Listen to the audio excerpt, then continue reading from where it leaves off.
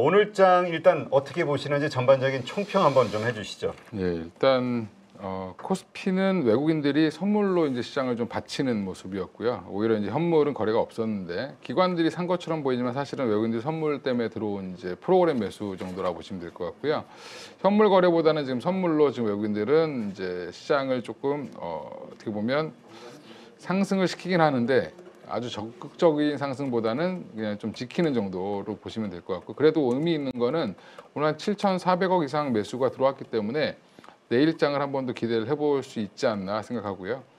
코스닥 같은 경우는 여전히 지금 HLB 여파가 여전히 지금 오늘도 강타를 해서 지금 HLB가 오늘도 하한가를 갔습니다. 결국에는 하한가가 좀 일시적으로 풀리긴 했는데 여전히 지금 하한가를 가면서 오늘 내일 정도가 아마 바닥을 형성할지 여부가 좀 중요한 하루가 될 것 같고요.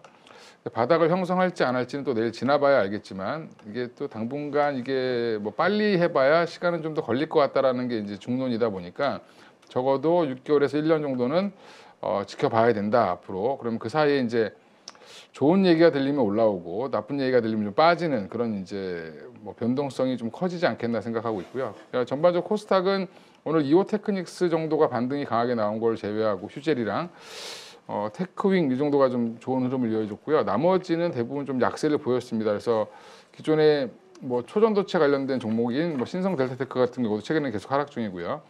오늘 또 엔캠은 오히려 좀 올라서 지수를 좀 받쳐주는 모습을 했지만 여전히 HLB 여파 때문에 오늘도 거의 1% 가까이 하락하는 그런 모습을 보였다라고 생각하시면 될 것 같습니다. 네. 자, 오늘도 구리 관련주들 예. 세게 움직였어요. 구리 가격이 상승했으니까 그럴 수 있다라고도 볼 수 있지만 이게 좀 너무 지나친 거 아니냐라는 시각도 있거든요. 예. 그래서 우리가 어쨌건 뭐 전에 2차 전지에서도 그랬고 이 고점에서 부러지는 경우들이 워낙 많아서 되게 조심을 해야 될 것 같긴 한데요. 그렇죠. 지금 그래서 모든 전문가들이 대부분 이제 좀 거의 다 와서 좀 쉬지 않겠냐라고 얘기를 하는데 여기서 또 치고 나가죠. 계속 치고 나가는 모습이어서 아직은 이제 고점을 논하면 안 된다라는 얘기가 좀 나오고 있습니다. 근데 그 이유가 뭐냐면 전반적으로 구리 수요는 계속 늘어나고 있는데 구리 생산량은 되게 올라오는 게 되게 더디게 올라오고 있거나 정체 상태거든요. 이제 이런 부분들이 수요와 공급이 안 맞으면서 이렇게 되면 이거를 뭐 저 같은 뭐 주식쟁이도 다 아는데 그러면 이 원자재 단에 있는 분들은 더 잘 알겠죠. 그래서 오늘 뭐 대표적으로 이제 이구산업 대창이라는 종목이 상한가를 갔는데 대창 보시면은 이 회사가 하는 일이 황동 관련된 업을 하는데 전혀 올라온 게 없다 보니까 오늘 급등을 한 겁니다. 네. 그러니까 이게 이제 이런 종목을 막 계속 찾기 시작하는 거죠. 기존에는 이제 구리 관련주 하면은 뭐 풍산이라든지 그 외에 이제 보면 뭐 이구산업 정도를 이제 많이 봤는데 그리고 일부 전선주들 오늘 전선 전력기기 뭐부터 시작해서 구리 관련 종목들까지 다 좋은 흐름을 이어갔다라는 걸 보면 이게 전반적으로 구리가 여전히 가격이 계속 올라갈 가능성이 높다라는 거를 지금 반증한다라고 생각하시면 될 것 같고요. 구리 수요가 계속 급증하고 있기 때문에 앞으로 내년 전망 올해 이제 사상 최고치를 돌파할 걸로 지금 생각을 하고 있습니다. 1,200달러 정도 됐는데 이게 최근에 최고점을 좀 넘어갈 걸로 지금 예상을 하고 있어서 지금 12,000달러 올해 한 12,000달러까지는 올라가지 않겠냐라는 전망도 나오고 있고 내년 평균 구리 가격이 뭐 15,000달러 정도까지 올라갈 수도 있다라는 얘기가 좀 나오면서 구리 관련주들이 그 열기가 생각보다 빨리 식지는 않을 것 같습니다. 근데 저는 하나 이해가 안 되는 게 왜 저게 수혜주가 될까? 왜냐하면 광산을 소유하고 있다 그러면 구리 가격이 올라가? 그럼 난 마찬가지로 광산에서 채굴되는 구리의 맞습니다. 자산 가치가 향상되니까 오케이, 이건 인정. 근데 우리 지금 관련주들이 오르는 이유는 도대체 뭡니까? 광산을 가지고 있는 것 같지는 않은데. 그러니까 구리를 풍산이나 이제 이구산업이나 뭐 전선회사들이 구리를 구매할 때 항상 우리가 보면 정유주들도 똑같죠. 그러니까 원유를 사올 때 6개월 전에 미리 계약을 사고 오거든요. 그러니까 구리도 마찬가지인 거죠. 이제 선물을 먼저 구매를 하고 먼저 지급을 하고 그 물량이 들어오기 때문에 가격이 계속 올라가면 사고 나서부터 계속 올라가는 그런 형태가 나오기 때문에 단가에 반영이 된다라고 보는 건데 사실 이제 대표님 말씀대로 저도 이게 좀 과하게 항상 반영된다 이런 게 원자재 가격의 상승에 따른 뭐 이 가격 상승은 좀 생각보다 과하게 반영이 되긴 하는데 그동안 이게 풍산 같은 종목이라든지 뭐 대창은 오늘 이제 급등하기 시작했지만 이런 구리 관련주들이 생각보다 강하진 않았습니다. 그러니까 지금 뭐 전력기기들이 오히려 먼저 올라왔고 그 다음에 이제 전선주들이 올라왔고 그 다음에 지금 이제 구리 관련주들이 올라오는데 풍산도 올해 굉장히 많이 올랐지만 사실은 뭐 월봉이나 이렇게 보시면 그동안 거의 바닥을 기다가 이제 좀 올라오는 모습인데 굉장히 가파르게 올라오고 있죠. 여기 이제 방산 이슈에다가 지금 구리 가격 상승까지 같이 붙어 있다라고 보시면 되고요. 구리가 이제 구조적인 문제를 좀 갖고 있는 게 지금 구리가 제일 많이 나는 데가 전 세계에서 칠레잖아요. 아, 그래요? 예, 칠레가 거의 한 전 세계 한 50%를 공급한다고 하는데 왜 이걸 모르냐는 듯이 질문하시면 제가 상당히 쑥스럽습니다. 예, 아닙니다. 예. 예. 이제 그게 이제 학교 다닐 때 뭐 구리 칠레 뭐 이렇게 외웠던 기억이 나는데 아, 그래요? 예, 근데 칠레도 보면 특정 지역에서 납니다. 근데 그 지역이 사막 바로 옆이어가지고 되게 건조한 지역이라 보니까 문제가 이게 그쪽이 물이 없는 지역입니다. 근데 칠레만 그런 게 아니라 전 세계적으로 구리가 많이 나는 지역은 유독 물이 없습니다. 근데 안 좋아요? 예, 건조 지역에 주로 많이 있는데 구리가. 근데 지금 구리를 보통 어떻게 하냐면 원석에서 채굴해가지고 바로 재련을 합니다. 네. 무겁기 때문에 이게 운반을 하면 비용이 그렇지. 들죠. 순수 구리만 움직이는 게 이동비가 더 절감이 되겠죠. 그렇죠. 예, 그러니까 이거를 원석을 뭐 철광석처럼 뭐 원석을 캐가지고 이렇게 하는 것보다는 바로 거기서 재련을 많이 하는데 이게 칠레가 원래는 땅만 파면 그냥 이렇게 툭 건드리면 구리가 툭툭 나왔는데 지금 자꾸 밑으로 파다 보니까 이제 함량이 떨어지기 시작했습니다. 근데 물은 부족하고 함량은 떨어지고 그럼 비용이 계속 증가하겠죠. 네. 예, 근데 생산량도 많이 안 늘고 있고요. 그래서 심지어는 지금 뭐 바닷물을 담수화시켜서 써야 된다라고 얘기를 할 정도로 굉장히 지금 심각한 상황이다라고 지금 얘기들을 하고 있습니다. 그래서 지금 생산 쪽에도 사실은 예전처럼 생산이 활발하지 않고 근데 수요 딴에는 엄청나게 또 수요가 생기고 있는 상황입니다. 그래서 전기차 저희 이제 뭐 제가 여기 올 때 택시 타고 왔는데 아이오닉을 타고 왔는데 네. 그런 차 한 대에 들어가는 구리가 한 70kg에서 80kg 가까이. 많이 들어가네요. 전기차가 네. 그러니까 결국 이게 전기차 수요하고도 연관이 되는데. 예. 근데 최근에 또 나오는 뉴스는 우리 전기차 지금 업황이 안 좋아서 전부 판매 대수 줄이고 막 생산 시설 줄이고 그렇죠? 이런 것들이 악재가 될 것 같은데요. 근데 그 자동차가 담당하는 건 생각보다 적고요. 그 발전 쪽이랑 송전, 배전 이쪽에 다 구리가 들어가죠. 그러니까 이 전선주가 같이 가는 거군요. 예, 맞습니다. 그러니까 지금 뭐 우리 발전할 때 구리가 없으면 발전이 안 된다고 할 정도로 터빈의 주요 구성품이 구리입니다. 구리로 이렇게 코일을 쌓아놓는 건데 그것 때문에 지금 구리가 여기도 쓰이고 저기도 쓰이는데 지금 데이터 센터 얘기 나오고 전력기기 얘기 나오면서 구리까지 계속 번지는 그런 형태라고 보시면 될 것 같습니다. 아직 대체제는 없나요? 구리를 대체할 만한 물질이나 아니면은 신물질이나.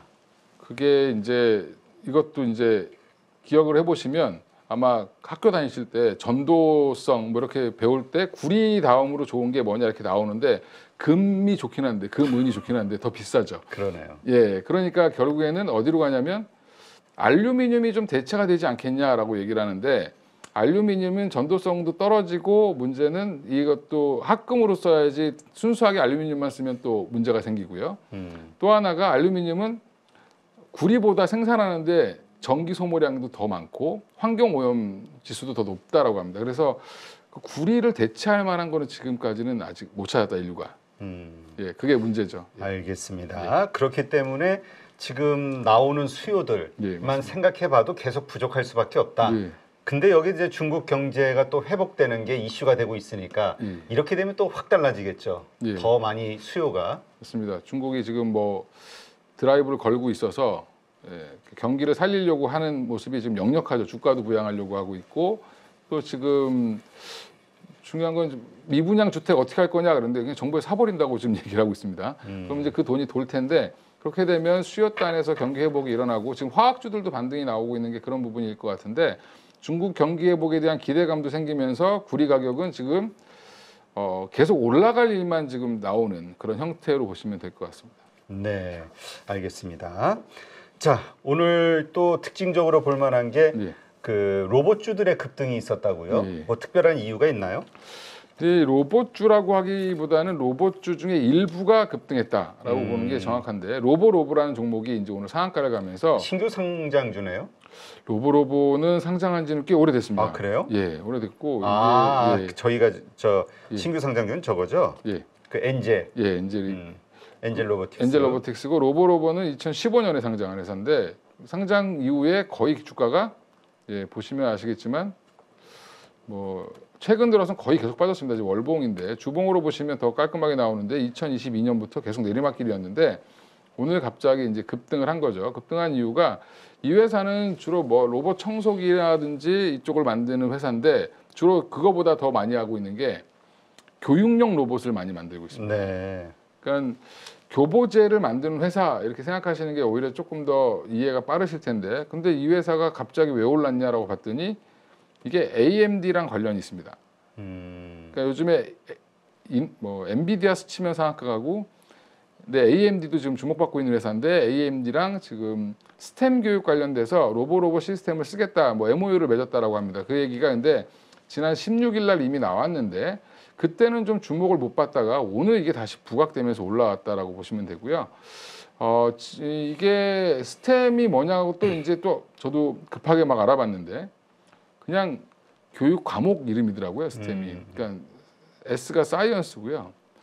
T가 테크놀로지, 그다음에 E가 엔지니어링, 그다음에 M이 수학, 매스매틱스 해가지고 수학입니다. 그래서 이게 지금 전 미국이라든지 선진국에서 이 스템에 대한 교육열이 굉장히 높아지고 있는데 거기에 이제 로봇 관련돼서 이제 엔지니어링이나 테크놀로지 쪽으로 이제 엮여서 로보가 교육을 하는데 협력을 하겠다라고 지금 이제 이 로보의 시스템을 쓰겠다라고 지금 AMD가 선언을 하면서 사실은 뭐 MOU인데 이게 지금 주가의 반응을 오늘 늦게 반영했다라고 생각하시면 될 것 같습니다. 네.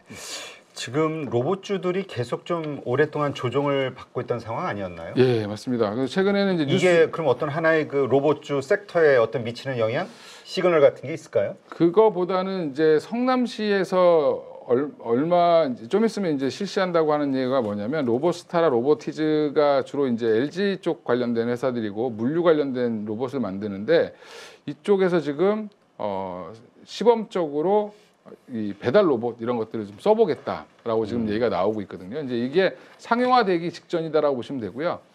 근데 사실은 로봇주들은 아직은 돈을 벌고 있는 회사가 거의 없고 그러다 보니까 주로 이제 뒷배가 좋은 회사들이 그나마 좀 가끔씩 한번 움직이죠. 뭐 두산 로보틱스라든지 아니면 레인보우 로보틱스가 삼성 관련된 뉴스가 나오면 한 번씩 들어주는 형태가 나오고 있고요.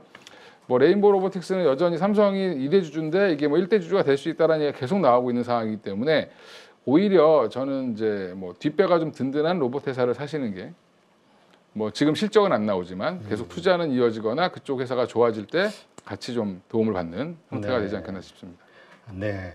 하긴 이게 로봇주가 우리가 사실 기대감이지 돈은 지금 못 벌고 있거든요. 예, 다 맞습니다. 적자, 웬만하면 다 적자들이죠. 예, 웬만하면 다 적자고 지금 뭐 일부 부품 종목 SPG, 그러니까 애널리스트나 이제 기관에서 많이 좋아했던 초창기 SPG 같은 종목도 흑자가 나오고 있는데 사실 로봇 관련 부품으로 흑자가 나는 게 아니라 그냥 다른 걸로 돈을 벌고 있는 거죠. 그래서 보면 이 회사가 흑자를 내고 있기 때문에 이 종목을 좋아하는데 문제는 일반 개인 투자자들은 별로 매력이 없다라고 생각하고 안 사시는 거죠. 예. 그러니까 오히려 로보 이런 종목들이 뭐 올라갈 땐 더 빨리 올라가니까 이런 부분들에 대해서 관심이 더 많으신 것 같습니다. 네. 이 세계에서 상당히 유명한 아마존이 인수하려다가 실패했던 그 아이로봇 나스닥에 상장돼 있는 이걸 보면은 한 21년도에 한 197불까지 올라갔다가 지금 뭐 6.4불까지 떨어졌다가 지금 이제 한 10불 회복한 상황.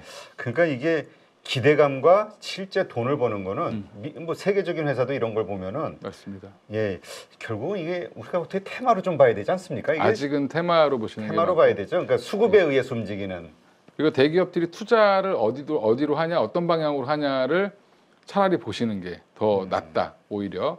그래서 레인보우도 보면은 사실 지금 적자 기업인데 올해 흑자를 내겠다고 목표는 세우고 있습니다. 뭐 한 100억 정도 단기 순이익을 내겠다라고 목표는 세우고 있지만 여전히 보면 적자 기업인데도 불구하고 시가총액은 3조 4천억이니까 사실은 좀 기대감으로 만들어진 주가라고 보시면 될 것 같습니다. 네, 알겠습니다.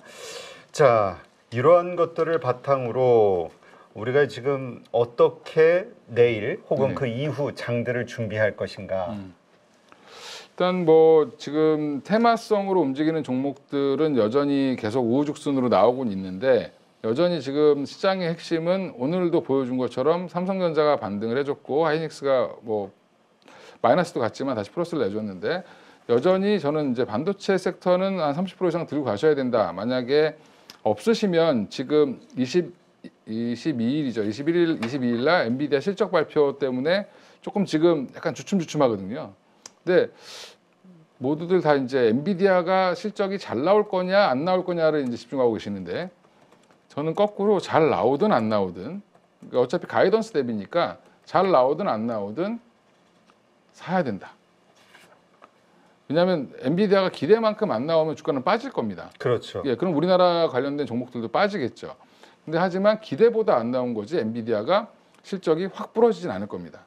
그러면 결국엔 이쪽 지금 최근에 AI 산업을 보면 이 반도체만 자꾸 보시니까 그런데 반도체가 좋은 이유는 결국엔 전방인 AI 산업이 커지는 것 때문에 좋아지는 건데 지금 뭐 애플과 오픈 AI의 합병, 뭐 같이 이제 협업을 한다는 얘기가 또 나오고 있고 구글이 지금 엄청나게 공격적으로 지금 나오고 있고요. 그다음에 여러 기업들이 MS도 그렇고 지금 뭐 독자적인 칩을 만들겠다부터 시작해서 여러 가지 계속 비전들이 나오고 있는데 다 지금 엄청난 투자를 한다는 얘기를 지금 다 하고 있습니다. 한결같이.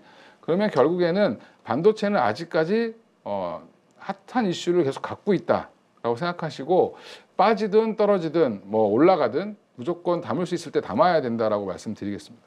네. 지금 그 구리 가격 예. 아까 우리가 계속해서 이야기했습니다만 물론 고점에 대한 고민이 되는 지점이긴 합니다만 어쨌건 그 수급과 이 상승이 같이 받쳐주니까 뭐 트레이딩이든 뭐든 계속 또 하는 분들이 있는 것 같아요. 어떻게 봐야 됩니까? 저는 트레이딩 하실 거면 이구 산업을 트레이딩 하시는 게 조금 가장 좋고요. 제가 매매해 본 결과 약간 좀 음봉이 나올 때 사셨다가 꼬리를 많이 답니다. 그래서 뭐 당일 매매하시는 분들은 제가 이게 분봉 한번 보여드리면 저는 주로 3분봉을 많이 보는데 3분봉, 15분봉, 뭐 60분봉 보는데 60분봉 한번 보여드리면 이게 이렇게 윗꼬리를 달지만 항상 이렇게 자리를 줍니다. 그래서 이렇게 빠질 때 사셨다가 그 다음날 갭상승하면 뭐 종가 매매를 하셔도 괜찮고 오늘 같이 뜨면 내일 또 이렇게 밀릴 수 있거든요. 밀리면 오히려 다시 담는 걸로 이제 트레이딩 하셔도 되고요. 오히려 트레이딩이 난 자신 없다라고 생각하시면 계산해 보니까 풍산이 아직 PER 1배가 안 돼 있습니다. 아, 그래요? 예. PER에 PBR 1배가 안 돼 있습니다. 아직. 그 우리 풍산을 PBR로 따졌었나요? PBR로는 안 따지는데 PER도 사실은 그렇게 높진 않습니다. 예, 그래서 풍산이 지금 주가가 되게 많이 오른 것처럼 보이지만 아직 2배가 안 올랐습니다. 최근 들어서 보면 그러면 이 자리에서는 한 번 정도 트레이딩 가능하다. 그럼 이게 싫으시면 구리 관련주 쪽에 이게 싫으면 오히려 뭐 전선주 쪽에서는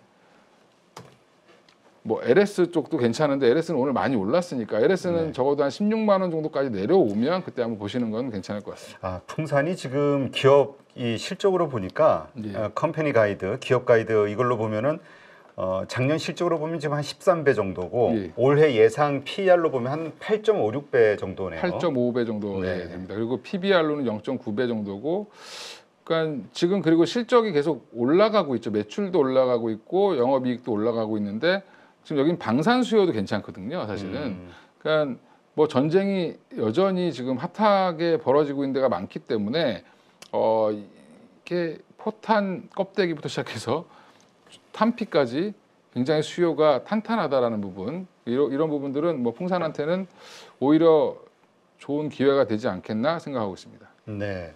근데 오늘 LS 말씀하셨는데 오늘 이렇게 급등한 이유가 있나요?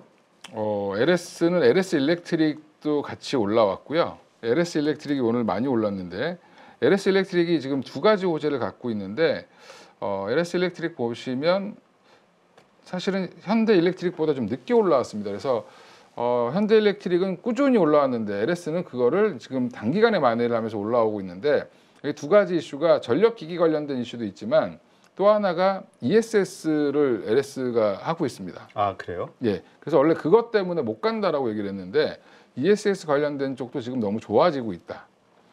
지금 미국 내에 그 풍력 단지가 굉장히 많아지면서 풍력 발전에 대한 수요가 많아지면서 관련해서 ESS의 수요도 급증을 하고 있는데 그걸 반증해 주는 게 최근에 바이든 정부에서 중국 관련돼서 배터리의 관세를 엄청 부과를 했습니다. 근데 그 중국향 배터리에 대한 관세를 부과를 했는데 미국으로 들어오는 중국 배터리의 70%는 다 ESS에 들어간다. 그러면 이 ESS에 대한 수요가 엄청나게 많았다는 거거든요. 네네. 결론적으로 그러면 관련해서 지금 그거를 규제하게 되면 뭐 LS라든지 우리나라 이제 LG 에너지 솔루션이라든지 이쪽이 수혜를 볼 거다라고 얘기를 하고 있는데 LS는 아마 그 이슈까지 같이 덧대어지면서 추가적으로 상승을 했고요. 그러다 보니까 LS 같은 경우는 더 주목을 받는 거죠. 자회사도 좋아지고 있고 본인의 주력 회사인 LS 전선도 지금 미국의 공장을 더 짓는다고 얘기를 하고 있고요. 그리고 LS도 보면 지주사이기 때문에 할인을 좀 많이 받다 보니까 다른 전선주에 비해서 오히려 못 올라갔다. 이제 올해 실적 대비해서 이제 한 PER 13배 정도인데 올해 실적 예상으로 보면 오늘 주가가 올랐는데 13배 정도니까 사실은 지금 현대 일렉트릭이라든지 뭐 다른 전선주들 대한전선 한번 보시면 그 다음으로 큰 게 대한전선이니까 대한전선은 지금 PER이 40배 이렇게 나오고 있습니다. 그거에 비하면 지금 LS는 되게 저평가되어 있다라고 지금 거꾸로 생각할 수 있는 거죠. 상대적으로. 네. 예, 그래서 오히려 LS가 조금 묵직하게 늦게 반응을 좀 하고 있는 상황인 것 같습니다. 네. 알겠습니다. 그냥 일반적인 종목으로 놓고 보면은 LS가 좀 헷갈리는 게 예. 충분히 자기 가치를 찾은 것 같다라는 생각이 드는 반면에 예. 에코프로처럼 예. 그런 어떤 자회사를 가지고 있는 예. 그 영업 지주사의 개념으로 놓고 봤을 때는 또 그 기대감 때문에 오버슈팅이 나올 것 같다는 생각도 들고 그렇죠. 약간 좀 헷갈리긴 합니다. LS 전선이라는 엄청 큰 자회사를 갖고 있기 때문에 근데 그 회사가 지금 시류를 지금 탄 거죠. 그러니까 LS 전선의 장점은 초고압 케이블부터 모든 포트폴리오를 다 갖고 있습니다. 그래서 이게 이렇게 갖고 있는 데가 별로 없고요. 그 다음에 조금 뭐 일반 전선이죠. 그러니까 우리가 흔히 쓰는 집에서 쓰는 그런 일반 전선은 자회사가 또 있죠. LS 전선에 가온 전선이 이걸 담당하고 있거든요. 그러면 사실 돈 되는 건 LS 전선이 다 하고 있고요. 돈 좀 안 되는 건 가온 전선한테 주는. 근데 오히려 가온 전선이 지금 주가가 더 많이 올라갔습니다. 예, 그런 부분들은 조금 그런 부분들이 해소되는 국면인 것 같습니다. 네, 알겠습니다. 자, 지금 오늘 그 HLB 문제 어떻게 봐야 될까요? 오늘 그 저희 첫 번째 코너에서도 좀 다루긴 했습니다만 예. 오늘 하한가가 풀리는 순간 기대감을 갖고 들어가 분들도 있을 거고 혹은 손실이 크다 보니까 물타기 한 분들 있을 거란 말이죠. 예. 이거 다시 또 이게 세게 물린 것 같은데 어떻게 해야 될까요? 설마 내일도 하한가는 아닐 것 같고. 내일은 하한가는 안 갈 것 같고요. 이제 HLB가 이제 기대감이 아무리 꺾였다 그래도 기본적으로 예전에 이제 한 3만 원에서 4만 원 정도를 유지했던 회사이기 때문에 저는 내일 정도면은 아마 뭐 마이너스 한 10% 내외에서 시작을 했다가 거기서 좀 움직임이 있지 않겠나 생각하고 있고요. 바닥을 좀 잡아가는 과정이 좀 되지 않을까 생각하고 있습니다. 뭐 이게 보시면 HLB가 이런 흐름을 오랫동안 보여왔던 회사인데 최근 기대감으로 이렇게 한번 올랐었죠. 예전에 여태 2019년 때도 이렇게 급등했던 3달 정도 급등했던 적이 있는데 이게 간암 1차 치료제 관련돼서 올라갔던 거거든요. 근데 1차 치료제가 안 되고 3차 치료제가 되면서 주가가 이렇게 다시 내려왔던 부분이 있고요. 그래도 이 자리를 계속 지켰죠. 3차 치료제였어도 계속 자리를 지켰는데 지금 여기에서 3만 원, 2만 원대, 3만 원대에서 시작을 해서 12만 9천 원까지 갔는데 지금 4만 7천 원까지 빠졌는데 여기에서 더 빠진다라고 해도 제가 볼 때는 한 4만 원 내외에서 움직이지 않겠나 생각하고 있습니다. 지금 이 신약 승인 불발이 이슈가 된 건데 이게 이제 거절이 아니라 보완 요청이라는 거에 주목을 해야 되지 않냐라고 들고 있으신 분들 입장에서는 그래요. 그게 너무 억울하다. 시장에서 왜 제대로 평가를 안 하냐. 그러면 보통 빠르게 전에 셀트리온이 그랬던 것처럼 빠르게는 뭐 6개월, 1년 안에 다시 재승인 나올 수 있는 거 아니냐. 그러니까 이건 돌발 악재로 봐야지 일회성 예. 이걸 완전히 거절된 것처럼 하면 안 되는 거 아니냐라고 이 분노에 항의를 예. 하시는 분들도 있긴 해요. 이게 말이 좀 조심스럽긴 한데 CRL 자체를 받았다는 거는 예. 그냥 거절을 받은 거는 맞습니다. 그러니까 보완을 하라는 얘기는 안 됐다라는 거거든요. 안 됐다라는 거고, 근데 그 보완을 얼마나 빨리 할 수 있느냐, 어떤 부분에 대해서 이제 뭐 절차적인 문제라든지 이런 게 있으면 그걸 고치면 되는데, 사실은 이제 이게 뭐 항서제약부터 시작해서 여러 가지 엮여 있기 때문에 이걸 푸는데 아마 FDA랑 면담을 좀 해서 이 과정을 아마 풀어 나갈 걸로 예상을 하고 있는데, 뭐 사례들을 보면 기존에 CRL을 받고 다시 재승인 받은 경우들도 꽤 있습니다. 근데 보통 빨라야 3개월, 길면 한 뭐 1년 이렇게 가기 때문에 뭐 한 6개월 정도 전후로 이제 보통 많이 재승인을 받은 경우가 있는데, 다시 이제 신청을 처음부터 다시 해야 된다라고 보시면 되고요. 그리고 또 부족했던 부분들을 채워야 되기 때문에 그거에 따른 시간이라든지 소요가 더 필요하기 때문에 조금 긴 호흡으로 보셔야 될 것 같습니다. 예. 알겠습니다. 그 기대감이 있다 하더라도 예, 버티기로 결심을 했다 하더라도 예. 좀 길게 시기열을 놓고 그렇습니다. 봐야 된다. 빠른 시간 내에 이게 다시 뭔가 원상 회복되기는 어렵다. 그렇죠. 지금은 일단은 뭐 마상을 입은 게 아니라 마음의 상처를 입은 게 아니라 지금 한마디로 신작 신청이 거절된 거기 때문에 이게 다시 한번 시도를 할 겁니다. HLB에서는 시도를 할 거고, 그 과정에서 또 이제 뭐 진양권 회장님이 여러 가지 말씀을 하시겠죠. 그러면서 또 희망이 생기면 주가는 또 올라가는 거기 때문에 저는 이 자리에서는 4만 원대에서 자리 잡고 또 여기서 이제 계속 지리한 싸움을 할 가능성이 높기 때문에 지금은 너무 급한 마음에 내가 하한가에 들어가고 뭐 하한가가 풀리고 내일 만약에 마이너스 10% 갔다가 다시 올라오면 사야지, 단기 매매는 가능할 수 있지만 사실은 이게 굉장히 긴 싸움을 해야 될 수도 있기 때문에 조심하셔야 된다고 말씀드리겠습니다. 네, 알겠습니다.